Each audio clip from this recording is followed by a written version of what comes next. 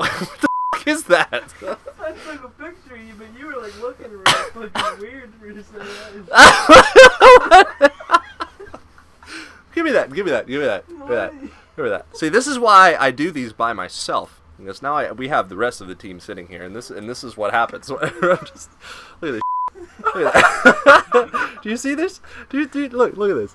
I mean, it looks just like me because it is me, and that's I'm all cross-eyed normally. You're an asshole. Going in games. Hey everybody, all the Wibs here. Pro Tour just went down in Valencia, Spain. I got the top 8 for you coming right up.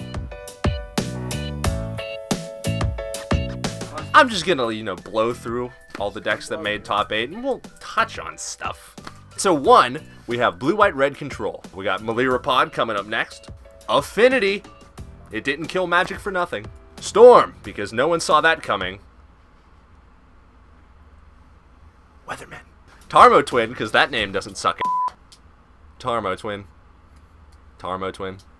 Blue-Red Twin, which is, I guess, different. We have Blue Moon, piloted by Team MTG Mint card to great effect. And White-Blue-Red Twin, which I guess is also different. Is it really? There's 3 different twin decks in the top 8? And they were actually different. 3 different twin decks. That sounds like fun, people. At least something USA won last week. USA finally wins something, and it's still piloted by a Canadian guy. I mean, it has the sickest early game presence, and that's largely due to the big 4, which is, of course, Lightning Bolt, Lightning Helix, Path to Exile, and Mana Leak.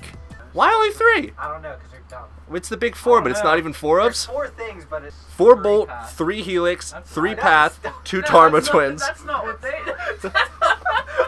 2 Tarmo Twins?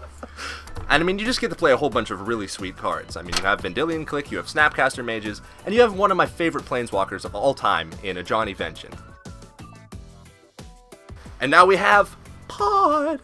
At this point, I think most of you know how it works. You get out Malira, you get out Viscera Seer, and you get out something that just comes back all over the place. I mean, most people use Kitchen Finks, Murderous Redcap is usually in there in some number, and there's other bullshit. What I really like is that these things usually have one of Lark. And if you don't know what Lark is, this is Lark, and it is sick. You just throw that thing down, or with Pod, you just pull it out, and you just get all the stuff back. It's like, even though I kind of hate decks like these, just because they're so just monotonous, really, to just play against, you're just like, alright, you're just waiting for them to get the thing. They do fun stuff like this sometimes, and that's pretty sweet. That can be cool. It's not so bad. Losing is kind of bad, but I mean, this is good. There's bad and there's good. Malira Pod, good. I used to play Lark Bant. Lark Bant was sick because you got to play Fauna Shamans, but it turns out Fauna Shaman just isn't that good anymore. I have a remote. Affinity, of course. I mean, this deck always makes some sort of showing. It's real cheap. Everybody can play it. It's not really hard. You just vomit stuff out of your hands. Blah, blah, blah, blah. Ooh, look, I have artifacts. I win.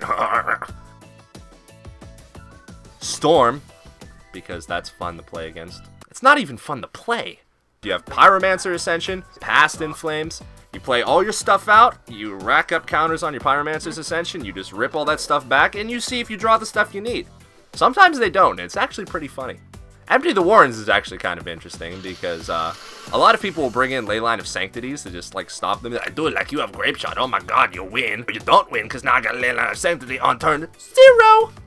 And then they're like, dude, like, I make 60 goblins and attack. What you doing about that? Oh, Leyline of Sanctity. Oh, that don't do anything no more. Oh. Oh. Oh.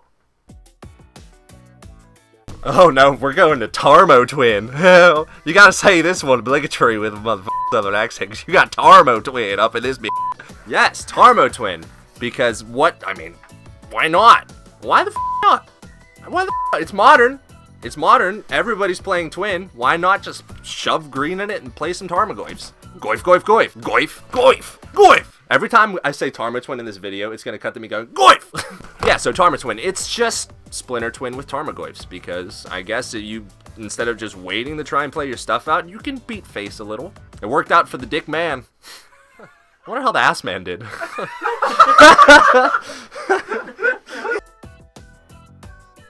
Obviously saving the best for last, we have Li Shiqian's Blue Moon.